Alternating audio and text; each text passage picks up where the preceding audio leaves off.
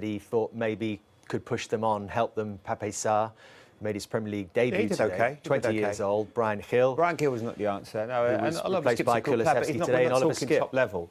You know, and they've had a. But is that the point he's making? He doesn't have the armoury.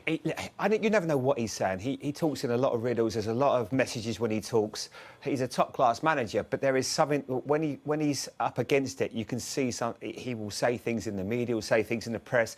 But in an 8-month period, we've seen that Arsenal and Tottenham spending has been pretty incredible. If you think about it, well, Arsenal surely have gone from a 14-point gap now ahead of Tottenham with a game in hand. And this is within the context of Arsenal being beaten 3-0 here in May last year. It shows a development. They've spent £120 million in that period, and Spurs have spent 172. You know, we're thinking, well, surely Tottenham have been the team that progressed, but it hasn't been that way. Obviously, you add that Saliba's come in, who's been a player that's added so much to this Arsenal, so he's almost been like a signing as well. He was on their books before. And in football terms, Romero was already here before that became a permanent signing. You can't really complain considering how much money he spent, but there is I think the golfing class and the style of football that Arsenal are playing is what will really compound it so much for Spurs fans. That is what will really incense them, because they're not looking at a team with much direction in terms of how they play. He never really changes the system. And I think that gives you a major problem. And the development of the Arsenal team compared to Spurs has just been incredible. You know, 3 points from the last 5 home games is not good enough for any manager. But that's the difference, because at the start of the season, let's say no one expects Arsenal to be there. So it's now easy for us to compare the two sides or two signings and all that. But at the start, no one will have imagined those guys to be in the top 4, to be honest. Well, Louis, I remember doing the game and we were talking about it. I don't know if you were doing it or you obviously watched it, but we would have thought. I remember talking that day and we said that Antonio Conte had just outcoached Mikel Arteta. Too much class for him, the way that he organised them. They were too disciplined. They looked like a team that could really handle the physicality of the game.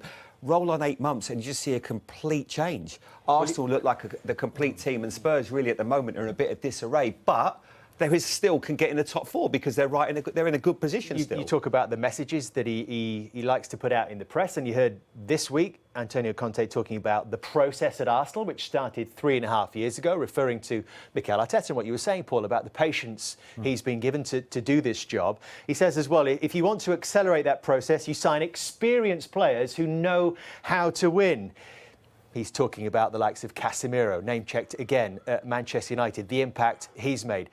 Is that what it's going to take from Spurs? Do they have to buy the experienced, ready-to-go players, or should they actually think of it in a different way, like Arsenal have done, arguably like Chelsea are doing now, buying younger players and trying to grow a group together? Yeah, maybe. I just find with Tottenham, I'm a big Conte fan, don't get me wrong. He come to Chelsea and won the league, outstanding. Plays 3 at the back.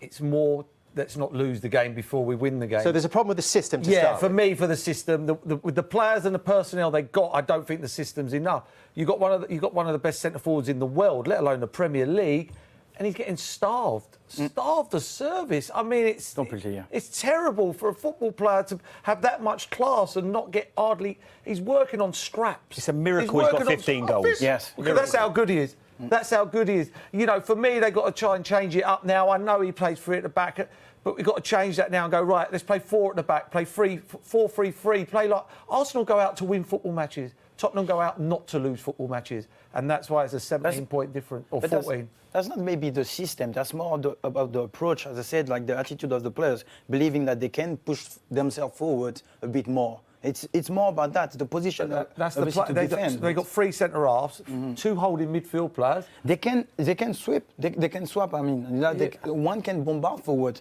but those were sitting, passing the ball each other like this, and there is no creativity, no one-on-one creation from the wingers.